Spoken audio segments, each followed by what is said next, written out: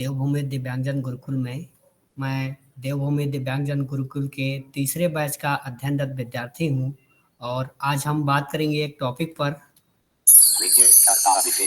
तो प्रेजेंट करता मैं यानी अभिषेक राय। तो हम बढ़ते हैं अपने टॉपिक पर। आज का हमारा टॉपिक है पुरुषार्थ।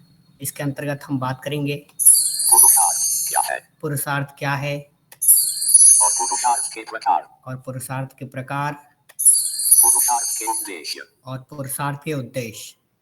हम अपने टॉपिक पर प्रकाश डालें उससे पहले आपके लिए ये छोटा सा क्लिप। धर्म, अर्थ, काम और मोक्ष, ये चार पुरुषार्थ हैं। इन चारों को हासिल करना सक्सेस है। इन चारों को हासिल करना कामयाबी है। धर्म में अचीवमेंट करोगे, आत्मा का अनुभव करके, सक्सेस। अर्थ में कामयाबी हासिल करोगे, सक्सेस। काम में कामयाबी हासिल करोगे, सक्सेस। और मोक्ष जाने में अगर कामयाबी हासिल करोगे तो भी सक्सेस। चारों में एक चीज कॉमन है, सक्सेस। तो जिंदगी की सबसे पहली प्रायोरिटी है सक्सेस। तो अभी आपने इस वीडियो को देखा, अब हम बढ़ते हैं अपने टॉपिक की ओर। पुरुषार्थ क्या है? पुरुषार्थ क्या है? पुरुषार्थ क्या है? पुरुधन अर्थ पुरुषार्थ। पुरुषार्थ विवेकशील मनुष्य का उद्देश्य तथा लक्ष्य पुरुषार्थ है। पुरुषार्थ व्यक्ति और समाज के संबंधों को व्याख्यायित करते हुए तथा उसे नियंत्रण करता है और उनके परस्पर संबंधों को निर्धारित करता है। पुरुषार्थ के प्रवर्तक। पुरुषार्थ वेद में प्रायः 4 प्रकार का माना जाता है: धर्म, अर्थ, काम, मोक्ष। और इसके प्रवर्तक महर्षि मनु हैं। 4 वाक्य के अनुसार 2 ही पुरुषार्थ मुख्य माने जाते हैं: अर्थ और काम।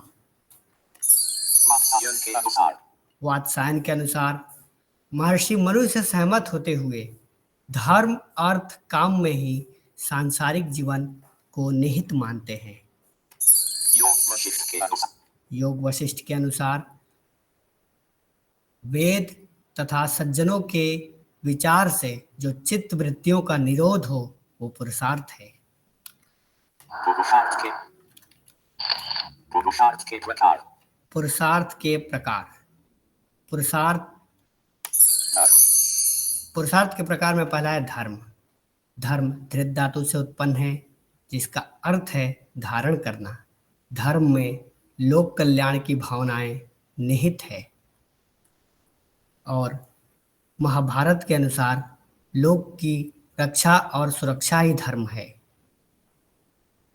महर्षि मनु इसको मनुस्मृति में धर्म के 4 लक्षण बताए हैं: वेद, स्मृति, सदाचार और आत्मतुष्टि।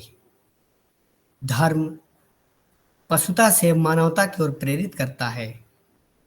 धर्म 3 प्रकार का होता है: सामान्य, विशिष्ट और आपत्त। सामान्य धर्म में हम अपने दिनचर्या का पालन करते हैं।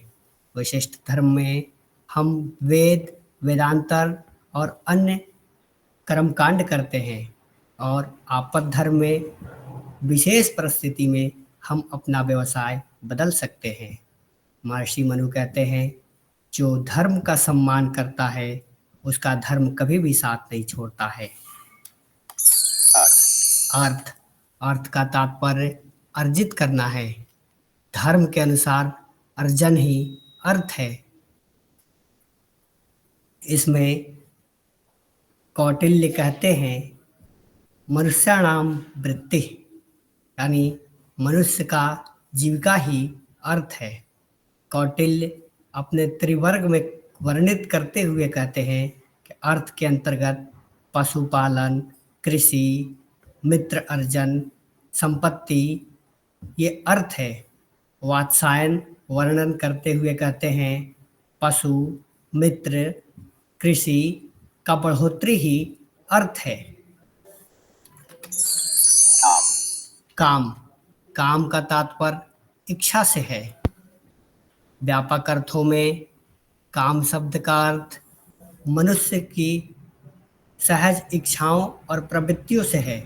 महाभारत के अनुसार काम मन तथा हृदय के सुख से मन तथा हृदय के सुख से इंद्रियों के संयुक्त विषय से निःसृत होता है। इसके भस्मीभूत इंसान संतान उत्पत्ति करता है और काम अर्थ के अधीन होते हुए इसको हिंदू शास्त्रकारों ने धर्म का अंकुश लगाते हुए यह प्रतिपादित किया है कि काम धर्म के अनुसार होना चाहिए। जो धर्म विरुद्ध काम करते हैं उस व्यक्ति का और समाज का दोनों का उन्नति होता है। श्री कृष्ण गीता में अपने आप को धर्मयुक्त काम का मानते हैं। पर से पुरुष श्रेष्ठ है, काम से पहले अर्थ है, अर्थ से पहले धर्म है, इसलिए पर से पुरुष श्रेष्ठ है। मोक्ष मोक्ष का तात्पर्य जन्म मरण के चक्रों से मुक्त होना ही मोक्ष है। मोक्ष प्राप्त करने के 3 माध्यम बताए गए हैं। पहला है भक्ति, दूसरा है ज्ञान, तीसरा है कर्म। भक्ति के माध्यम से ईश्वर की आराधना करते हुए हम मोक्ष की प्राप्ति कर सकते हैं। ज्ञान के माध्यम से मैं ही परम ब्रह्म हूँ ये आत्मा को ज्ञान हो जाए तो मोक्ष की प्राप्ति हो सकती है। कर्म के माध्यम से निष्काम कर्म करते हुए मोक्ष की प्राप्ति हो सकती है। मोक्ष को हम दूसरे अर्थों में अगर देखें तो वर्ण आश्रम में प्रस्थान करते हुए अपने सारी जिम्मेदारियों से मुक्त होना ही मोक्ष है। पुरुषार्थ के उद्देश्य। पुरुषार्थ भौतिक जीवन तथा आध्यात्मिक जीवन के सुखों के बीच समन्वय कराता है। भौतिक जीवन में रहते हुए मनुष्य आध्यात्मिक से जुड़ाव करते हुए मोक्ष को प्राप्त कर सकता है।